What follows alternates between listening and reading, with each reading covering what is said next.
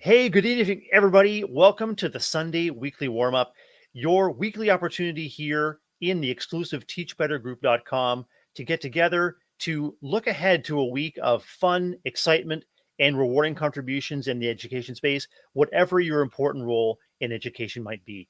My name is Brad Hughes, Teach Better team member and host of our Sunday Weekly Warm Up tonight. Ray Heward is off this week, and joining me tonight is an incredible guest who contributes so much in the education space as a writer, as a speaker and presenter, as a podcaster and blogger, and as a trainer dedicated to teacher wellness and well-being. It's Angela Watson. So I know you'll be enjoying our time with Angela tonight. We have an incredible guest speaker announcement as well, and we are looking forward to getting into the conversation with you right after this. Don't go away.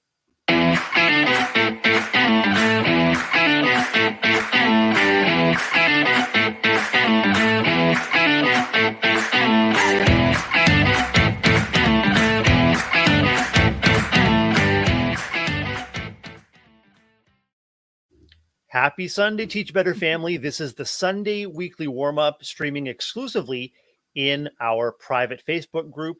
We've got Julie joining us in the comments, and welcome, Julie. And wherever you might be joining us from, let us know who you are, where you are, what your role in education might be in the comments. If you have questions for me or for Angela as we get into conversation, we would love you to keep us posted and keep us on our toes by making your comments visible, and we'll make sure that you are celebrated as you join us tonight. So allow me to introduce our guest, Angela Watson. Angela, welcome into our Sunday Weekly Warm-Up space. I'm so excited to be here and chat with you and just see what these questions are and have just a really inspiring, encouraging conversation. Angela, as soon as I picked up your book, Awakened, which I found at a time where I desperately needed guidance and reassurance to address some of the challenges, many of the challenges that all educators face, I knew that I had to get in touch with you to introduce you to our Teach Better community, to find out more about you, to dig a little bit deeper on all of the incredible contributions that you make. So, for those that may not know you yet well, Angela, could you let us know who you are, where you are, what you're up to, what your different roles might be, and what lights you up about your roles in education? Sure. So I have the best job in the world for me, which is listening to teachers and creating resources and materials that support teachers.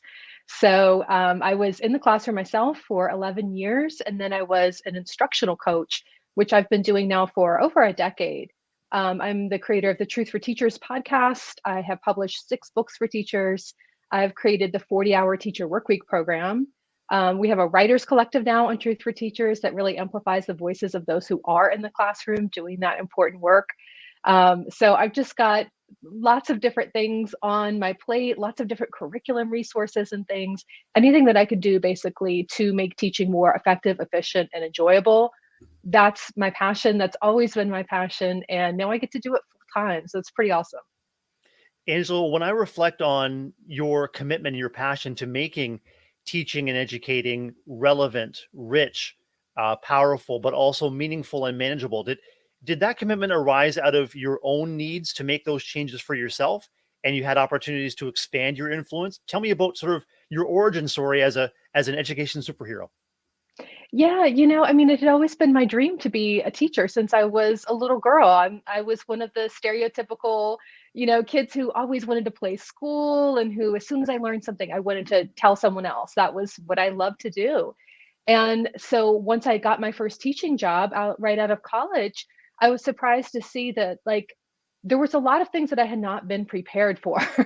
A lot of things that I had not been told were going to happen. And those were the things that really pull teachers' enthusiasm and distract them. I mean, people get into education because they want the creative outlet, because they love kids, because they're passionate about their subject matter. There's lots of big, profound reasons why we get into the profession. But so much of the daily work is disconnected from that purpose. It's a lot of minutia. It's a lot of mundane stuff. It's a lot of issuing reminders over and over. It's a lot of email and, data entry and stuff that it's hard to stay focused sometimes on what it is that's really bringing you satisfaction and what's really moving the needle for kids. And so, yeah, my work totally came out of searching for those materials. So it was actually, my website will be 20 years old this summer. I started it in 2003.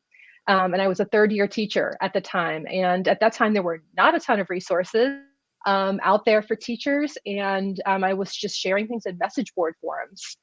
And I started, my school bought a digital camera, which was new technology at the time. And I got to borrow it and use it to take pictures of my classroom and upload them to a website, which was, again, a pretty new thing that wasn't commonly done, and started sharing ideas for how do I organize things and how do I set up my room? How do I manage all the little things that no one had told me how to do? But if you don't know how to do them, particularly in the elementary level, it will just consume your entire day. You can spend the whole day trying to get kids to line up. So I just really wanted to share those practical tips. And my website just really grew organically based on those conversations I was having with other educators online, and just trying to curate the best of the best that was out there. And what a change there has been over the last 20 years in terms of opportunities to do that. I mean, something like this would have been unimaginable for me then. So I just think it's so cool the way that teachers have just continued to share ideas, continue to grow, and continue to find ways to connect with each other online. And for those who have been doing this for a long time, you remember the days when that was not so easy to do. And it comes with a special level of gratitude, I think, to have those kinds of connections and to be able to have the community. Angela, when you think about the needs of educators in that community that you're growing and curating, what needs are coming to the fore, especially in our post-pandemic world of community stress and distress, and just the changing landscape in education that makes teaching more and more challenging, but hopefully more and more rewarding as well? Mm-hmm. It's definitely changed over the years. A long time ago, I felt like it was more classroom management, as I was just saying, some of the practical stuff. And then I started moving more into the mindset piece, because I realized you could be doing the right things, but if you weren't showing up in the classroom as someone who had done your own work, who had examined your own thoughts, your own biases, your own just the way that you think about the world and the way you see the world and how that impacts your teaching, those strategies aren't going to work. Who you are matters as much as what you do. So I started really noticing more mindset challenges, and then more time management challenges, which is when I started creating the 40-hour teacher work week, because teachers needed systems to manage things. Over the last couple of years, and then particularly since the pandemic, one of the main concerns, one of the greatest needs that I see for teachers are support with time, energy, and attention management, not just for themselves, but for their students, because it's so difficult to get kids to really engage, to complete their work on time, to feel that sense of motivation and satisfaction. There's been a real shift over the last couple of years in the way that students show up in the classroom themselves. And I think there's been a lot of talk about, from at a political or district level, about like getting back to normal, right? And kind of like going back to where we were before. But educators, of course, don't want that. Educators know what we had before wasn't all that fantastic in 2019. Like teachers and kids were struggling. We had some big challenges back then too. And we've got to envision something better. We've got to have the imagination to create the kind of schools that teachers and kids deserve, and where they're sort of co-thriving together, where we're not pitting teachers against students, but we're sort of coming alongside students as educators and saying, listen, I know it's really hard to put down your phone and get this assignment done, that it's never going to be as engaging as TikTok. It's just not. Like, I use TikTok myself. Like, I know how much more enjoyable that is than, doing an assignment or writing something, and saying, hey, managing our attention and prioritizing tasks and getting things done is something that adults struggle with too. And most of us have never really been taught how to manage this. We're just expected to just handle everything that's on our plates. And I feel like kids are the same way. So if teachers and kids can learn about these things together, experiment together, grow alongside them together, that's what I feel is really going to make a big difference. And that's what I'm really passionate about working on right now, is resources for that. One of the true gifts of being in education is the opportunity to grow and learn alongside young people and colleagues. And I often say, as much as young people might be changed by our influence, we too are forever changed by their influence on us. And what an awesome mission statement to grow school communities where educators and young people alike can co-thrive. And what I'd like to do after a quick break is to dive into discussion around what it takes to create communities where educators and students can thrive together. And I want to dig deeper into that mindset. So Angela and everyone, stay tuned. We'll be back after this quick break.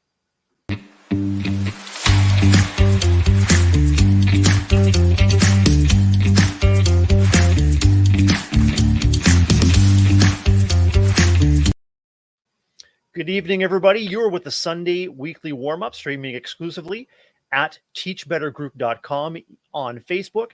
And I'm with an incredible guest, author, educator, speaker, consultant, blogger, and podcaster, Angela Watson. And joining us tonight are Brittany in the comments. Welcome, Brittany. And Hannah is with us. And if you are joining us, let us know where you're joining us from. We want to hear from you. If you've got questions, if you've got comments, if you've got put-ups and shout-outs, we want to make sure that Angela is celebrated and welcomed here in our space. And Angela, before the break, we were elaborating on your website, truthforteachers.com, as well as all of the incredible offerings that are connected with your work there, including coursework called the 40-Hour Work Week. You have a podcast, Truth for Teachers. You have a number of courses that you are authoring and co-authoring with others. And I've got this book in my hand here. This is Awakened, the second edition of Awakened. And it's Awakened, Change Your Mindset to Transform Your Teaching. And as we got on air, I was telling you what a difference this book and the accompanying audio version of the book have meant for me as an educator and as just a person who is striving to thrive. I wonder if you can talk with me a little bit just to get the conversation started as we dig deeper on mindset. What kind of mindset work would you advocate for in terms of helping educators be and remain at their best? So I think it's really important to understand what mindset influences and what mindset cannot fix. So when I initially published this book, it was in 2010. And at that time, there weren't a ton of resources about mindset, particularly for educators. This wasn't something that we were quite so commonly talking about. But over time, as things like self-care became big, right? That was like right before the pandemic. And positivity, positive thinking, that sort of thing, really started to infiltrate education spaces and education books. And what I started to notice was that there were a lot of teachers who perhaps inadvertently, this was maybe not the author's intention, but teachers were walking away from these kinds of resources and feeling like, if this person is saying to me, if I'm not happy in my job, it's my fault. And if I'm stressed out or I feel like I don't have the resources I need, I just need to change my thinking and it'll be better. And if I'm still unhappy, then it's all on me. And so that's the direction that I've seen a lot of mindset work go now that we're in 2023, is a lot of people pushing back against that and recognizing that, you can't just positive think your way out of everything. You can't reframe everything. You really have to know what thoughts are serving you, what thoughts are not serving you. When do you need to change your thinking? When do you need to change your circumstances? When do you need to make a plan to do something different? When do you need to stand up for yourself? When do you need to advocate for change? So all of these pieces are part of mindset. And that's what I really wanted to get at in the second edition of the book, was really talking more about the not so much the limits of mindset work, but knowing when to apply it and really releasing yourself from any kind of guilt over not being able to have control over your thoughts that you think you're supposed to. There's a lot of pressure in education to be happy all the time, especially at the elementary level. You to be smiling, to be enthusiastic. You're supposed to love your job. And if you don't love your job, you think there's something wrong with you. And that's just not the case. So I think there are ways to sort of embrace all of those feelings, to not try to only stay in the positive realm, but to be really authentic in who you are, be in touch with all of your emotional experiences. All emotions are part of the human experience, and learning how to use the ones that are more uncomfortable or more unpleasant to push you toward needed change is really useful. And then trying to really maximize the things that do bring you joy, to look for those moments that bring you satisfaction and help you feel encouraged, and to stay in those spaces more often, but to not feel like you have to be there all the time, because it's just not realistic. And with the challenges of the profession and of just society in general right now, I think it's unrealistic to expect yourself to be happy every single day. So learning how to deal with that sort of roller coaster of emotions and all the ups and downs of the day, I think, are really important. Angela, one of the risks of self-care for educators specifically that I think that we're experiencing is when well-meaning supporters and providers of mental and healthcare support for educators simply send reminder emails about looking after yourself, or newsletters that tell you how you should be structuring your time. For busy educators, it can become one more thing that we don't have time to do. and then it can reinforce that sense of hopelessness that I can't even get my self-care right. But what I want to say Yeah. about my experience with you just on the air in the past few minutes, but also reading the book and listening to the Audible podcast, is you truly accompany the reader and the listener as someone who empathically and practically gets it. And the other thing I find really magical about your work is how you've been able to weave all different kinds, not only of practical advice, but for educators like myself who may have had experience with cognitive behavioral therapy or dialectical behavior therapy or ACT, you weave therapeutic approaches. Now, you refer to therapeutic approaches that may be of benefit, that give readers and listeners an opportunity to dig a little bit deeper. I wonder how did you come to weave all of both the practical as well as the therapeutic lens into your work in this book, Awakened? Brad, I think that's just how my brain works, honestly, because I feel like I kind of do that all the time. Like that's just my approach. It's just my writing style.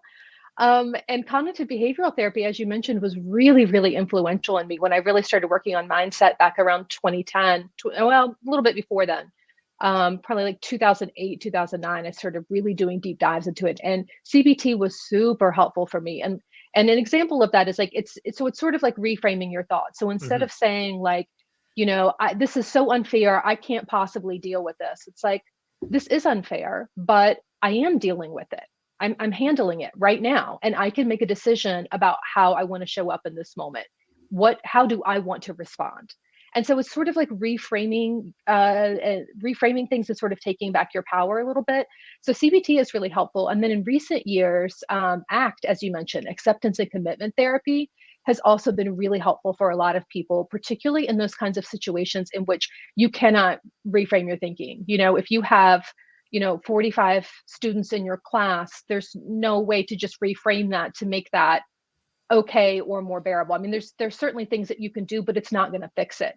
And so acceptance and commitment therapy can really help with that, because that's where you practice this radical acceptance of, this is my reality. This is what's happening. That doesn't mean it's okay. That doesn't mean that I'm going to just accept it the way that it is. But this is my reality. And once I accept that, I can make the commitment to my behavior, to what am I going to do? And if this is something that's not sustainable for me, do I want to look for another job? Do I want to approach the principal about, splitting classes or getting an A? What do I want to do? Or do I want to just tough it out until I can find another job? But like really accepting where you're at, and not necessarily trying to frame it in a different way, but just accepting things, the good and the bad all together, and then deciding on your course of action instead of falling back into this powerless position where it's like, I can't do anything about it. It's out of my hands. The district said, my principal said. It's really stepping back into your own power and finding your own agency in situations that are really challenging. So all those kinds of mindset therapies have been really, really helpful for me. Angela, not only are you an adept and a gifted writer and creator, but you've got an amazing sense of humor. Like, I was startled to learn early in your book, and I laughed out loud and shared this with my loved ones as well, that I was surprised to learn that I don't necessarily have to believe everything I think. That Yes. is you write, just as you wouldn't normally take at face value or accept everything and anything that others say to you or about you, nor do you have to pay attention to and believe everything you think. And you write, you are not your thoughts. And educators are deep thinkers and feelers. And I wonder how you advised teachers to really monitor their self-talk, and really maybe not pay attention to what they're thinking and feeling so much. Maybe not take everything at face value. Hmm. So that this idea that you are not your thoughts, you are the watcher of your thoughts, really comes from Buddhism, specifically Zen Buddhism. The way that I've studied Buddhism is through secular Buddhism, so it's not tied to any kind of religion. It's more of like a philosophy or a way of being. And that's one of the big principles, is that the things that you are experiencing are not you. Your thoughts are not yours because other people have thought them before. So there's other people who are thinking the same thing. These are just thoughts. So they're just floating around. You don't have to hold on to them. You can just let them go. You can notice them and say, oh, I just had this thought that, I really don't want to do this, or, this is a really unpleasant experience, and just notice it. You don't have to make it a big deal. You don't have to address it. You can just sort of let it pass. And that's part of the principle of detachment as well, of like not holding on to expectations too tightly, letting things be, going back to radical acceptance. It's all kind of tied in there together. And noticing that like you can choose your thoughts. If you have this really weird thought, you're like, why am I like still harping on this argument that I had with a parent? Or why can't I let this thing go with this kid? That's not you. That's just a thought. And you don't have to make it mean something about you. You don't have to get down on yourself and say, I can never let things go. And I'm so this, I'm so that. It's just a thought. Just let it pass and choose a different thought that you want to focus on more. So that's something that really, it comes with practice, but I feel like letting go of judgment is the most important thing, because then you can not judge yourself when you mess up on this. And when you find yourself getting like really fixated and you're like replaying arguments in your head, or like rehearsing what you're going to say the next time you see this parent that you had a conflict with, don't judge yourself for it. Like this is a normal human experience. The goal is just to notice those thoughts. Don't attach importance, don't attach meaning, and don't identify with them. They're not you, they're just thoughts. Angela, in Awakened, you empowered me like a true gift with 4 interventions when I can catch myself in thoughts that are not serving me especially well. And I wonder if you can dig with me into those 4 approaches to catching yourself and intervening before your thoughts become a roller coaster. One of them is simply rejection. You can reject a thought. Sure. So you can just decide this is just silly. I'm thinking this thought, it's not helpful at all. And I choose not to think that. So this is especially useful if you're thinking something that's really judgmental about yourself or about another person. Maybe a thought pops into your head, like, there's no way I could do this. I'm so bad at this. There's no way I'm going to figure this out. You can say, that's not true. I figure out stuff all the time. I'm always learning new things. And I reject this thought that came into my mind that I'm not going to be able to do it. It's not true. In addition to rejection, we could reframe or kind of rethink our thoughts, and we can tell ourselves a different story. We can use sense of humor. We can use other strategies depending on the need and depending on the severity and depending on our specific circumstances, we can use these tools. And those tools have been a real gift for me as I am a recovering overthinker. Yes, me too. I'm also someone who ruminates on things that haven't gone well, and I'm also a huge conversation scripter. So what if the conversation goes this way or that way, and just it. I think as I said before, as educators, we're deep thinkers and deep feelers. We want things to go well for ourselves and for the kids in our care. We want to present ourselves in the best possible light to everyone. That the stakes are high. But your work is definitely helping everyone just really settle into the process of educating as part of a bigger bigger way of life. Mm. Yes, that I appreciate you saying that so much. And I think that, being able to trust yourself in the moment is really, really important. Say, I don't know the answer now. I don't know what I would do if this would happen. I don't know exactly what I'm going to say tomorrow, but I trust that I will know when the time comes, and start to notice all of those times when you are able to show up, when you're able to make a snap decision, or when you're able to handle an uncomfortable situation or a confrontation. And that builds your confidence. So the next time you can learn to trust yourself. That has been a really key practice for me, and avoiding the overthinking, because I am the same way. Like if there could be like 10 different ways that something can go, I need to hash them all out of my mind. I need to plan them all out. How am I going to respond? What am I going to do if this happens? What if this happens? And just saying, okay, I don't know yet. I don't have to think through every single scenario because I trust myself. I've handled so many tough situations, as has every single person listening to this. I can trust myself. And if I don't do the optimal thing, I can also forgive myself and keep moving forward. It's not going to be the end of the world. And just really working on that self-trust has been super important to me, because I just didn't have that at all when I was younger. Angela, why might it be so hard for educators to say no or not yet when it comes to setting barriers or boundaries around their responsibilities? And how has the 40-hour work week evolved to help educators make and set those boundaries? So I think a lot of it is just the culture of education, which is that it's supposed to be a calling. You're supposed to do it because you're passionate about it and you love it. But with that goes the assumption then that you don't need to be compensated and that you'll be happy to do things above and beyond. And, there's a lot of guilt tripping in education where it's like, do it for the kids and, whatever it takes for the kids. And that is a recipe for burnout when teachers are under resourced. If we had the resources, the funding, the staffing that we needed, sure, I'm all on board with that. But in reality, it's going to be really tough.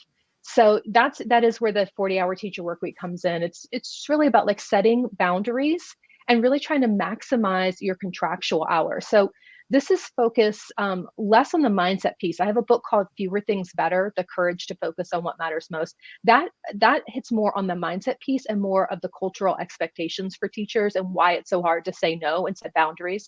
This program, 40-hour, is really more of the practical strategy. So what do you do? Like how you can't just walk out the door at 3:00 and say, I'm not going to take anything home. It's still going to be there the next day. There really has to be ways that you are streamlining, simplifying, eliminating tasks, delegating tasks.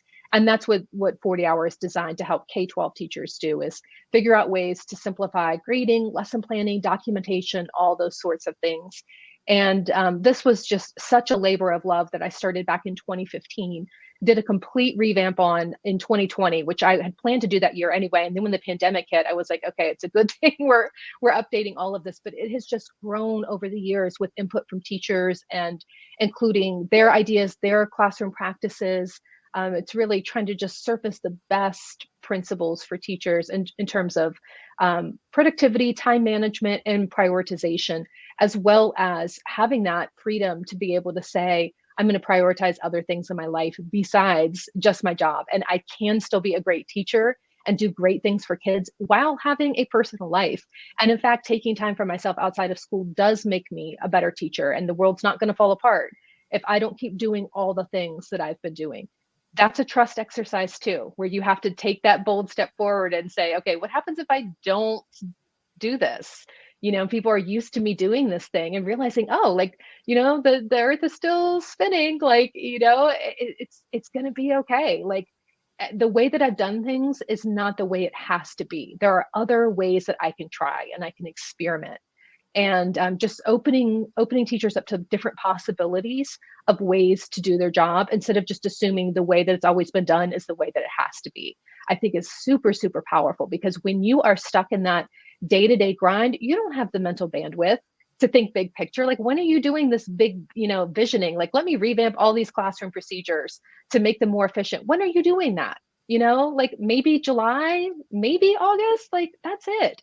You really don't have time for that. And so if I can be the person who can see the forest and the trees and create those kind of systems and set them up, and then all you have to do is personalize them. My hope is that makes it a lot easier so that every teacher is not reinventing the wheel. If so many folks have all the same issues because they're systemic and institutional issues, then we should have systemic and institutional solutions. It shouldn't be all on individuals. So we have the 40-hour teacher work week for that. And then we also have the 40-hour leadership program, which is for administrators to streamline expectations school-wide, so that teachers are not doing this on their own, as well as 40-hour for instructional coaches to help them streamline their workload and also to support teachers. So it's my vision that there will be more and more schools every single year who understand the importance of supporting teachers in this, of not just doing exactly what you said, Brad, of like sending out this email of like, don't forget to take care of yourself. Like, okay, but you didn't take anything off my plate. So when am I supposed to take care of myself? Like, there has to be a change in the culture of the school where we're all prioritizing impact and we're looking to see, do we really need to have this meeting? Are these committees really necessary? What are our email protocols? Can we set boundaries and just tell parents right at the start of the school year, coming from administration, teachers respond to emails between 9 and 4 or whatever your contractual hours are, so that teachers don't feel like they have to respond on weekends. There are really, really small but powerful things that can be done at both a classroom level and at a school level that can make a big difference for teacher morale and teacher burnout. So I just want to keep surfacing those kinds of practices and amplifying the work of the schools who are doing that kind of stuff, because they are out there. And I feel confident that as we keep, facing the teacher attrition crisis, that we're going to see more and more administrators realize we can't keep just having this, teacher turnover at the rate that there is. we have to keep these folks. These people are dedicated. They love their job, and we're making it harder for them. So how do we keep these folks in this profession that they love? And I want to throw all my support behind that, because there's so many folks who want to be in the classroom, who want to stay, but they've got to have systemic change. They have to have support and resources. Angela, right after this break, we're going to be making a Teach Better conference announcement, and then to conclude our time together, I would love us to brainstorm how teachers and educators listening and watching tonight can begin to take action on this call to prioritize looking after oneself as a gateway to making sure we're looking after the young people in our care. So stay tuned. Don't go away. We'll be right back after this quick message.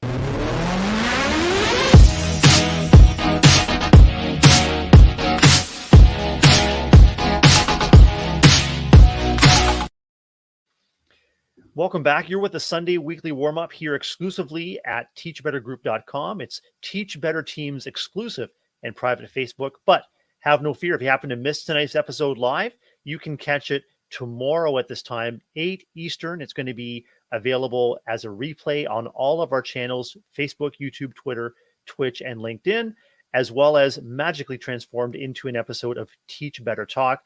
You're with Brad Hughes from Ontario, Canada, Chief Encouragement Officer and school leader and a member of the Teach Better team.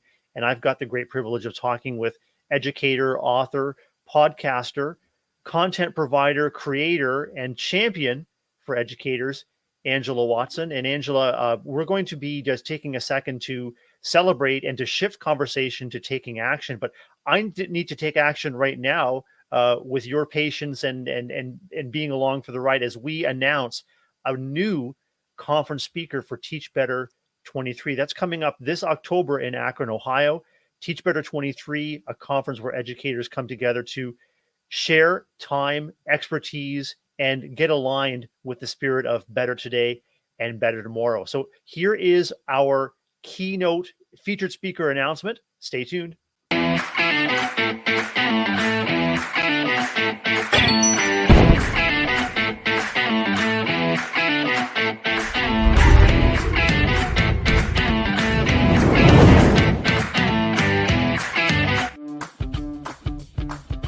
Peace, James Miles, he, him, fresh professor. Teachers can expect to hear from me at the conference. Fun, laughter, love, vulnerability, and exciting wisdom. My favorite thing to eat on when I'm snacking or traveling is Twizzlers, of course. Best piece of advice I ever got was to live, love, and laugh all the time, every day. Peace, greetings, John Robinson, 1/4 of the Avengers. So what should teachers expect from me at the 2023 Teach Better Conference? Definitely expect lots of creativity, unique experience filled with innovation, something like you've never witnessed before in the realms of education, and lots of energy, of course. What is your biggest fear? One of my biggest fears is to not be able to express myself by using my voice, not be able to share my narratives and ideas with the world, and not being able to be my authentic self. If I wasn't able to do these things, I couldn't be me. And that's a scary thought. What you can expect from us at Teach Better 23 is, of course, energy, but also instruction and strategies that'll help you in the classroom. Things that can be implemented to help bond with your students, things that can maybe make a class or a subject easier. My favorite travel snack is either going to be some pistachios without the shells, or some Skinny Pop Pop. Teach Better, that's it. Jay Rawls, part of the Adventures. What do I love to do? What do I love to do? Music, records, vinyl, DJ. What's my favorite travel snack as I head to Teach Better 23? Twizzlers. And yo, what's my biggest fear? My biggest fear is you not hearing me and you not being at Teach Better 23. I'll see you there. Jay Rawls.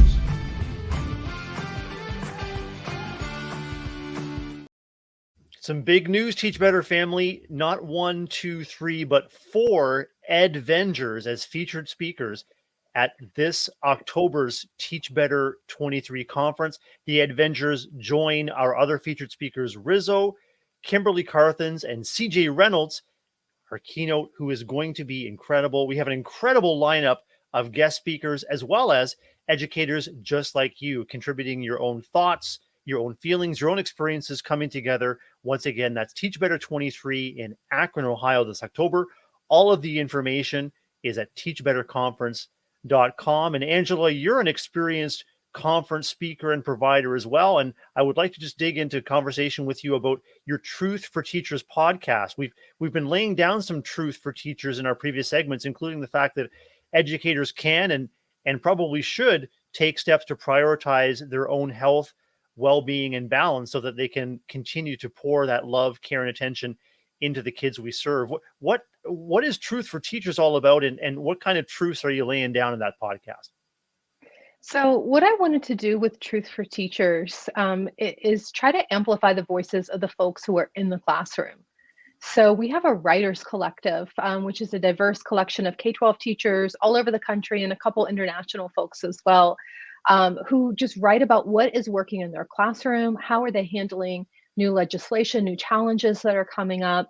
They write on everything from DEI type of issues to classroom management to practical lesson tips to mindset tips that they've really found helpful to their productivity and organizational strategies.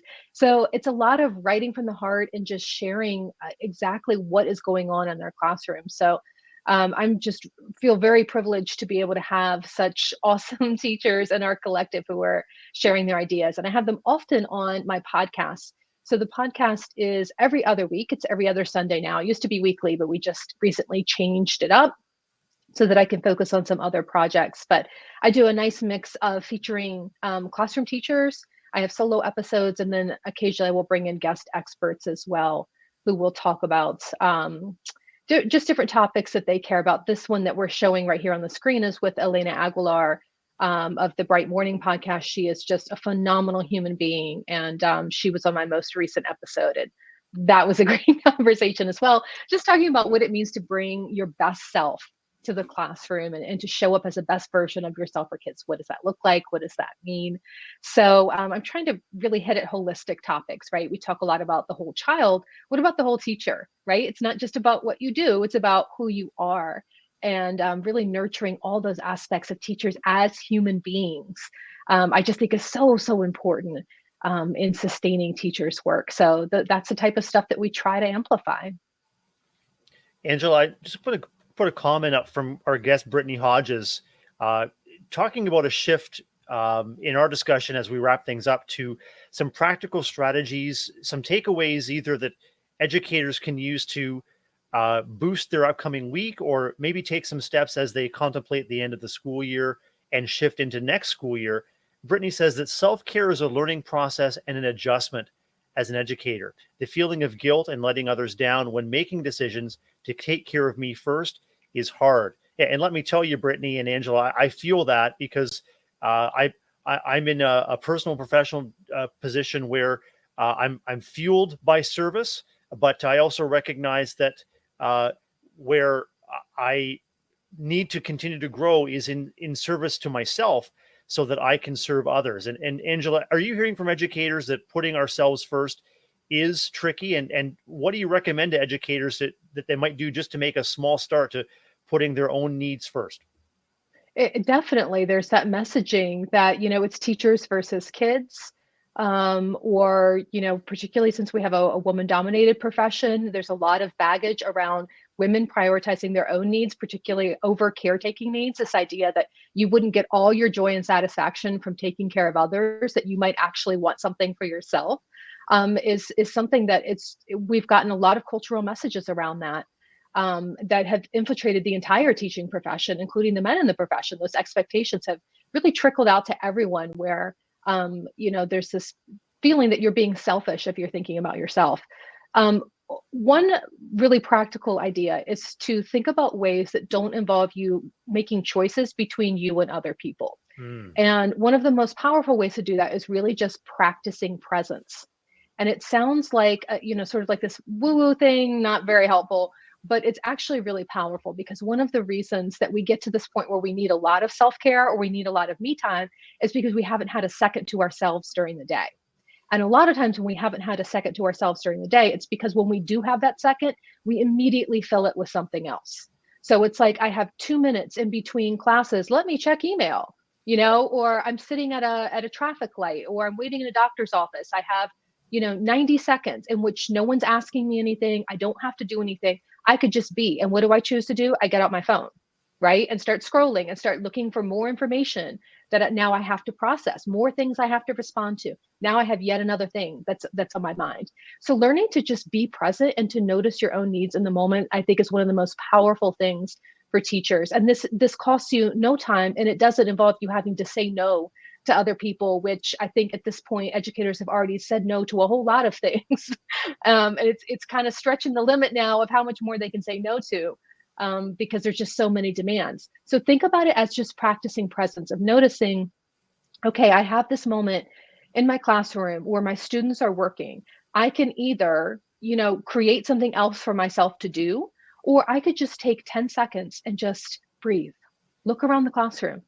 Look at your hard work paying off. Like, the kids are getting something done. You taught them how to do something and they're doing it. Even if it's like literally just for 10 seconds before everything goes off the rails again, right? Like, take that moment and don't just immediately jump into, what's that kid over there doing? Or what do I need to do over here? Or look at this messy area of my classroom. Just notice what's happening. Be present in that moment. If you have dismissal duty, when you're standing outside and you're bored, appreciate that moment of boredom. Appreciate that moment where you're not doing anything. Be there in that moment and give yourself time to decompress. Because especially with the shortage of sleep that so many people, Americans specifically, are functioning on so little sleep, so little rest, and so little quiet time. Like, there's just constantly noise and stimulation, that even just taking, just a minute or two here and there, instead of picking up your phone or instead of immediately trying to engage in a task, just be present, let your brain decompress a little bit, process what's been going on, allow your mind to wander, allow yourself to be, not hearing any podcasts, any TV, any radio. Have just like a little bit of silence in your day. I mean, that's something that, if you think about our ancestors throughout history, the majority of their day was spent with only the sounds of the natural world around them. And now we just have constant talking, noise, music, ads, this stuff all the time. And we really need that break. So if you are feeling like you need more self-care and you're kind of at the limit of what you feel like you can say no to, and that doing anything more is really just going to cause the people around you to suffer in ways that you're just not willing to make that trade-off, consider looking for those small moments during the day that you're trying to just actively fill with more stuff, and see if you can practice presence. Be mindful in that moment. Just breathe, just be, and really practice it, because it's not something that comes naturally in this culture. It's not something we're trained to do. And there's not a lot of cultural, societal pressure to do those things. The pressure is to stay busy. So you really have to be countercultural here and say, what I need in this moment is just silence. I just need 2 minutes to myself in which I'm not immediately picking up my phone and going back into email just because, I have a free second. Take some of those short moments for yourself, and you may find that you don't need as much of the longer times to recuperate, because you've had those little moments all throughout the day. And then you're not waiting until the end of the day. You're not waiting till the weekend, or worse, waiting until summer break to finally get a minute for yourself. Really try to seize those moments of presence all through the school day. Angela, you're truly a gifted contributor and creator in all those different spaces and all those different channels. And I would love you to just take an opportunity to let listeners and viewers know how they can get connected and stay connected with you to benefit from all that you offer. So the best place to go is truthforteachers.com. You can find links to everything there on my social media channels. I'm on all the places, all the things. I don't post a lot, in keeping with my motto of fewer things better. I try to not overwhelm people with a ton of messaging, but I do have a presence on there. You can find the podcast there, the books, the courses, the 40-hour teacher work week, and so on. So it's all at truthforteachers.com. I also want to give you a shout out because your newsletters are awesome. And Thank you. you really walk the talk, Angela. Like, you incorporate and you connect with feedback from your registrants, from your clients, from your readers and listeners, and the work that you do is truly authentic. It's truly needed, and I feel really, really blessed to have the opportunity to introduce you to our Teach Better family and community tonight, and to get to talk with you personally. Getting to talk personally with an author and contributor, it's meant so much to me, personally and professionally in the last school year. It's truly an honor. So, what's firing you up, and what's delighting you about the week ahead as we turn the page from Sunday to Monday?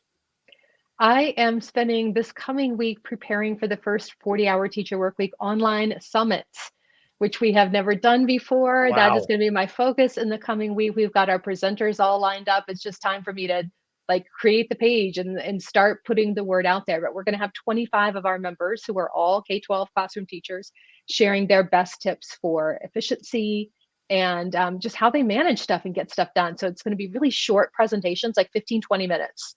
And it's all free. So I'm really excited to be able to offer that. And again, just surface these great practical strategies. So that's going to be my next area of focus in this coming week, is really, figuring out the framing on that and how do I want to put it out there? Because like I said, it's the first one. I've never done anything like that. And the ideas that they're sharing are so phenomenal. It's really got me fired up. Angela, I hope that you feel refreshed and also rewarded by connecting with those folks on the 40-hour live. And it's been a delight to connect with you. And I wish you the very, very best in all that you do. And please know that you're making a difference to so many. And I hope that you feel uplifted and energized by those opportunities as well. Absolutely. Thank you for having me, Brad. Teach Better family, thanks for joining us for this week's Sunday weekly warm-up. We're looking forward to reconnecting with you on Wednesday morning. It's the Wednesday Wake Up with Ray and Jeff, as well as all of the Teach Better goodness for Teach Better Conference is at teachbetterconference.com. Make sure you like and subscribe wherever you watch and listen, and we'll look forward to connecting with you in a week's time here on the Sunday weekly warm-up. Have a great week, everyone. Thanks for joining us. Bye-bye.